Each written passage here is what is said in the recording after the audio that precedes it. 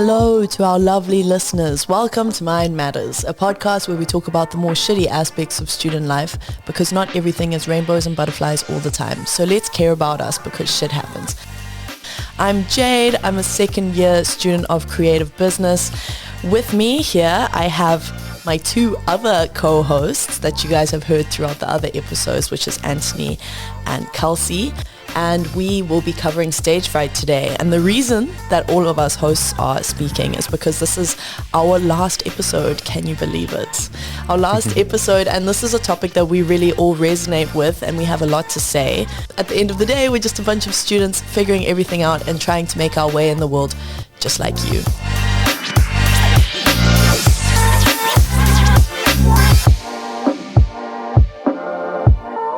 All right, thank you, Jade. To kick off this episode, let's talk about our baggage. But first, a short introduction. I'm Anthony, your second host, you already know. And I'm here with our third host, Kelsey, but she is today our guest. So, tell us something about yourself that we don't know. Hey, I'm Kelsey. I've been a host for other episodes. And I'm also a second year CB student. I'm 24 years old and looking forward to talk about stage fright.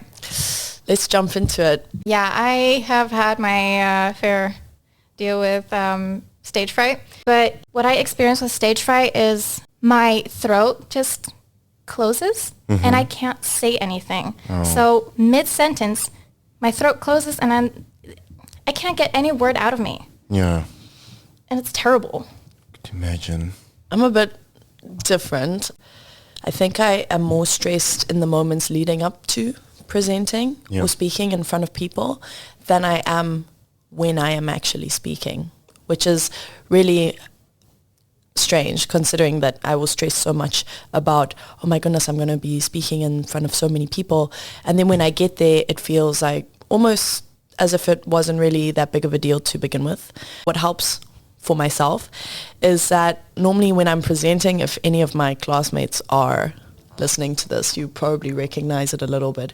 When I present, I am quite nervous when I'm up there and people tell me that I look like a very natural presenter. It's not natural for me. You're good at covering it. Yeah, and I'm kind of acting when I'm up there, and I'm good at that. I'm good at the acting. But when I am needing to, relieve a little bit of stress, or I'm feeling like I'm going to get stage fright and I'm feeling like under a lot of pressure, I always make a joke or some little remark. Something and funny. when like the class or the teacher or somebody laughs, I feel immediately more relaxed.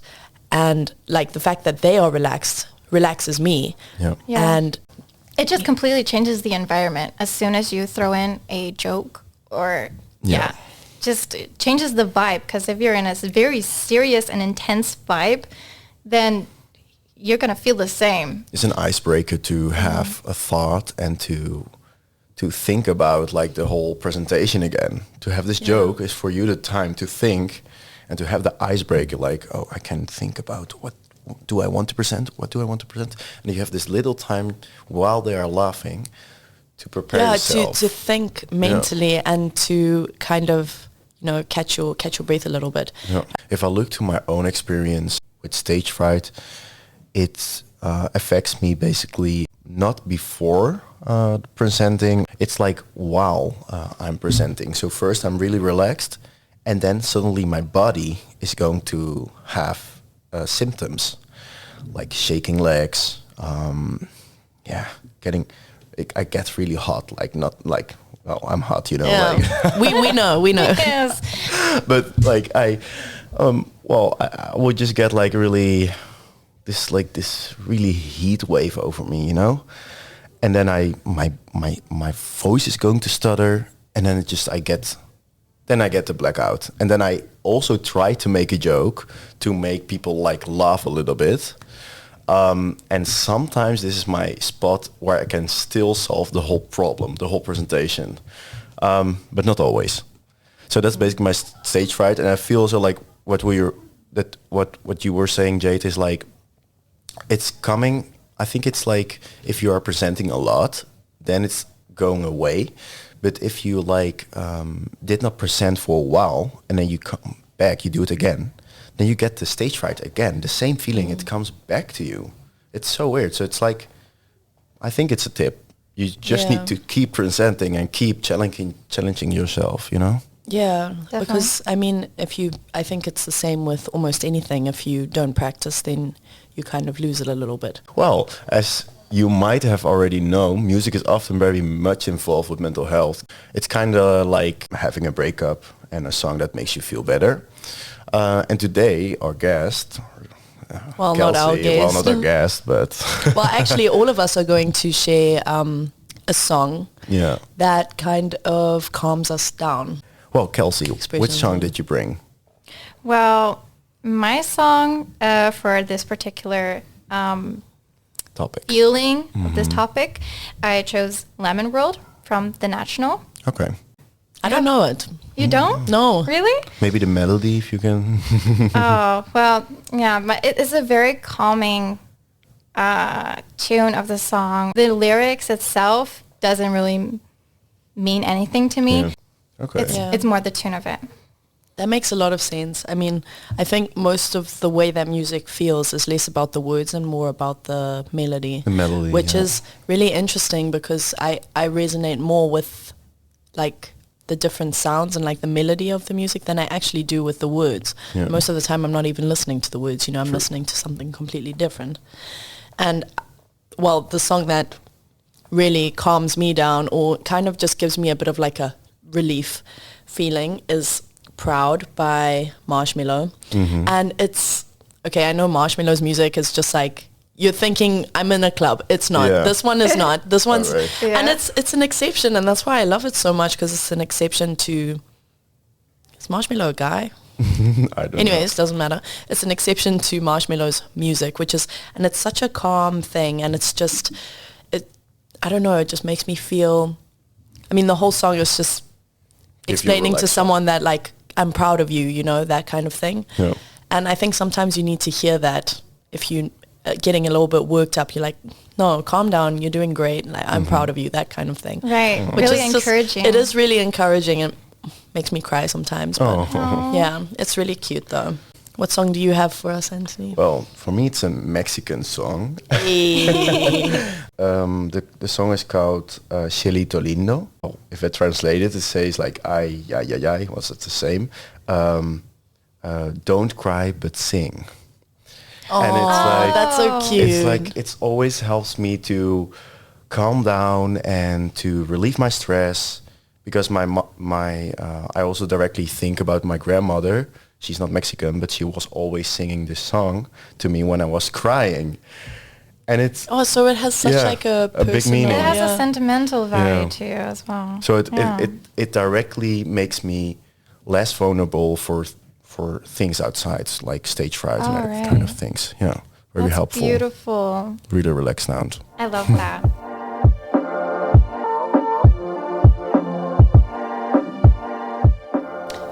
Right, so let's talk about facts. Anthony and I, we have both prepared some questions and we'll be asking each other and let's see how knowledgeable we all really are. My first one is true or false. Stage fright is a mental disorder. True or false? True. Kelsey?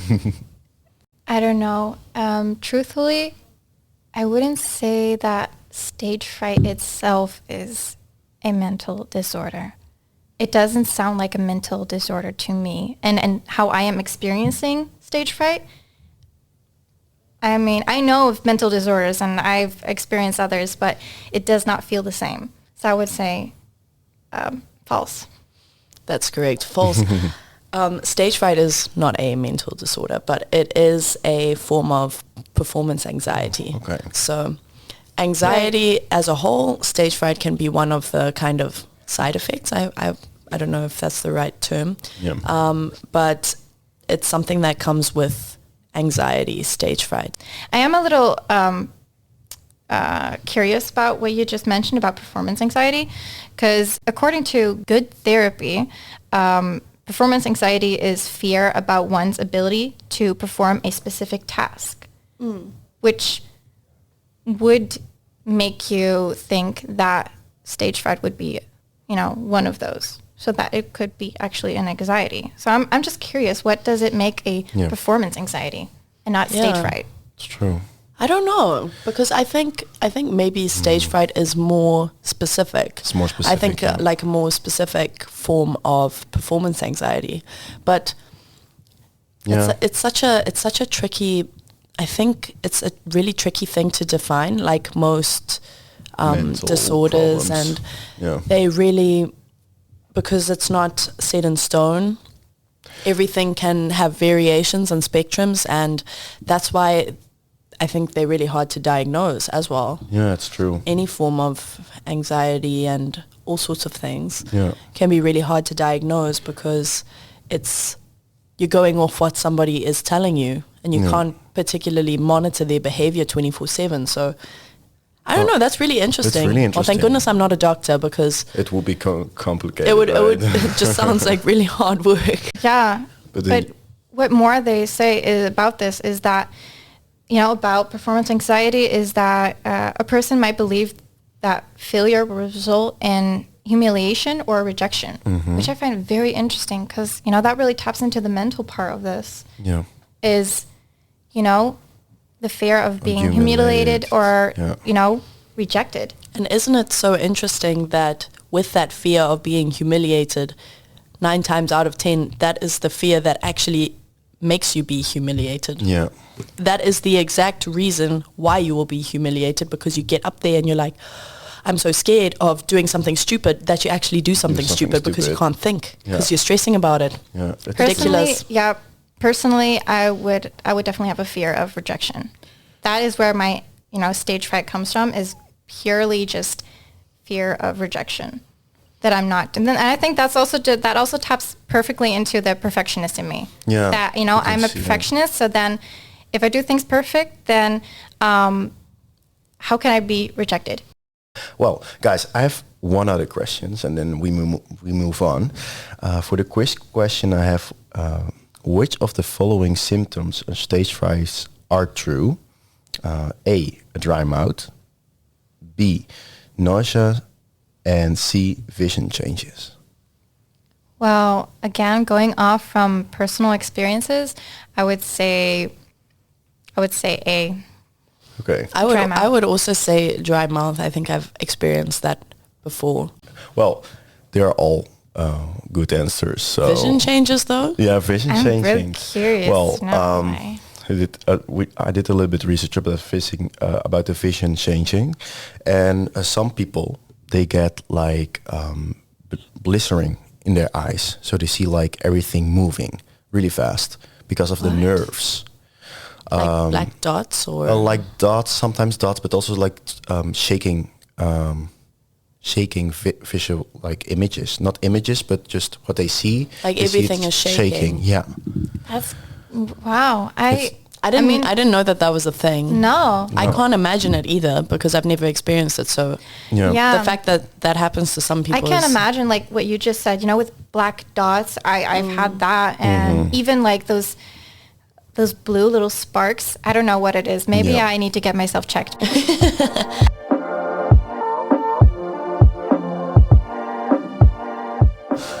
So we have found a professional in the field of mental health who was willing to help us out and share some of his tips on how to deal with stage fright. So now let's talk about the pro tips. Our professional is Henk Santika, and he's been a therapist for 12 years now. He's 68 years old and comes from Groningen. His hobbies are fishing and taking care of his wide variety of birds. So let's hear what tips he has for us today. For this week's episode, here are the following tips I have for you on how to deal with stage fright. Be confident in yourself. Create a fixed structure for yourself on how you want to present. Don't get too much in your head and maintain calmness for yourself. Lastly, I would recommend doing some calming exercises and meditations beforehand. Okay, well, I don't know. For me personally, I hate meditation. Same. I hate meditation. It makes me feel stupid and it makes me feel awkward.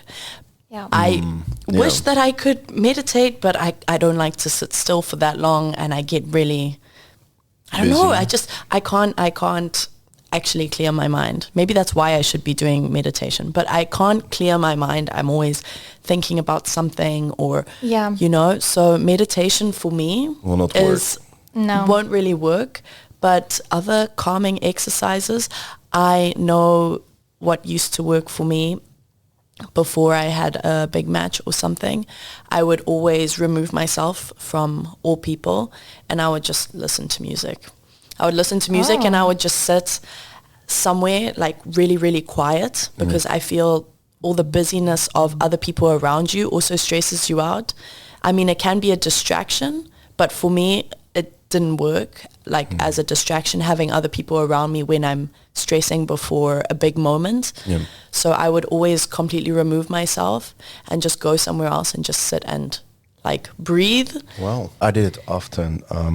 I learned it afterwards when I had a really important presentation where I had lots of people or I need to present for a client. I did some breathing exercises. And this breathing exercise is not meditating, but it's just like regulate your breathing. Is that when you count like how long you breathe for? Yeah.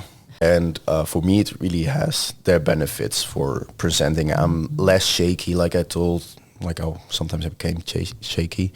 I'm more focused. And you can also try it while presenting. And that really helps. Oh, right. Yeah.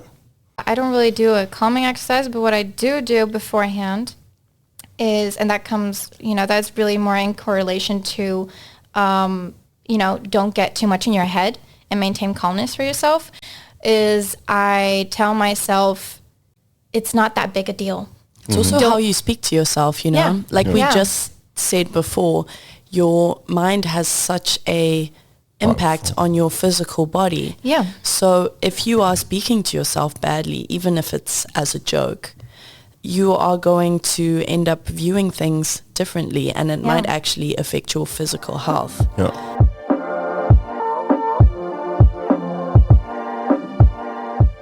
Finally, for the final part of this episode and our last episode ever, let's talk about quotes. Well, for me, I have a little quote. It's not that big, but never let the fear of striking out stop you from playing the game.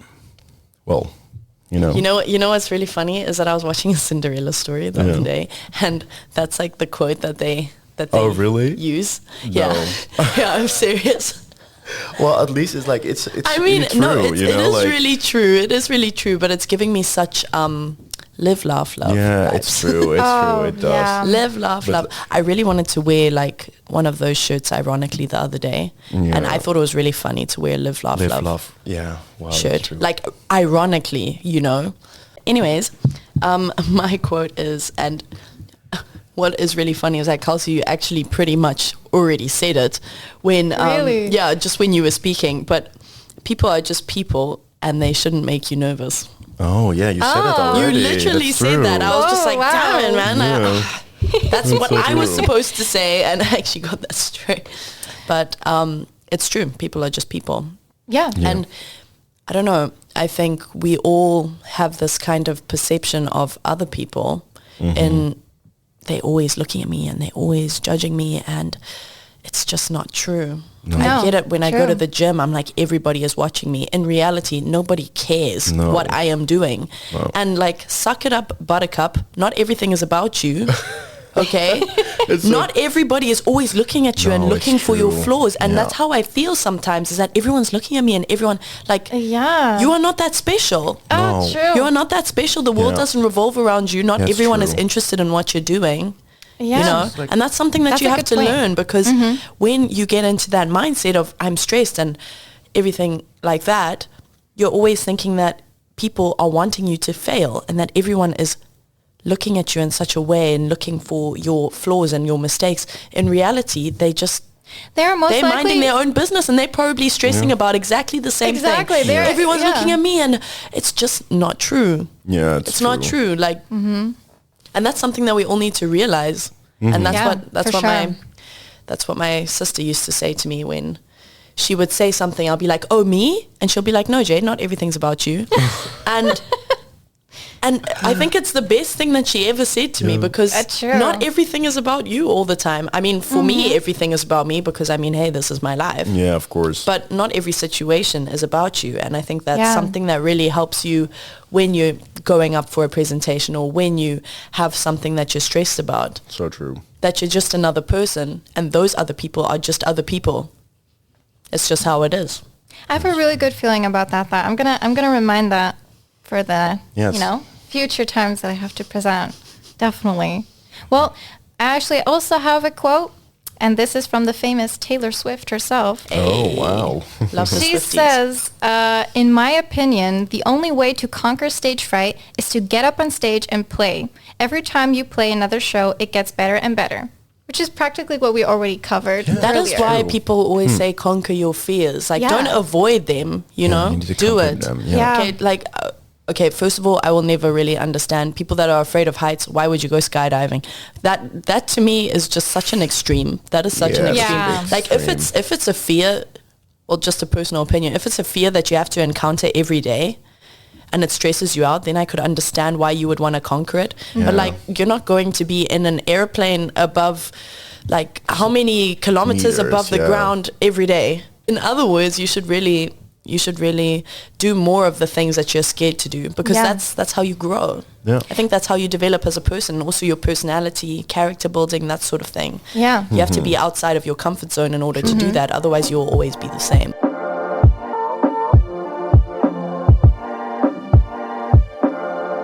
Well, I think that was a really good episode. I really do. I really enjoyed this episode. I love having all of us hosts here at the same time. And that is pretty much it. So we hope that you enjoyed and you found us a little bit relatable, because I definitely resonated with this topic a lot. So thank you so much, guys, for joining me today. Thank you so much, And Jade, for being thank an you. amazing host. Like always, you were And so this is amazing. the last one, so I'm really sad about it. Damn it, man. I enjoy these podcasts so much. And thank you, Hank, for the tips. And thank you to you guys again for listening to this episode. We will not be back next week. So thank you for your time and Good luck adios. with your student life. Good luck with your Mind student life. matters. Mind matters, Good luck, guys. Mind matters. Bye-bye.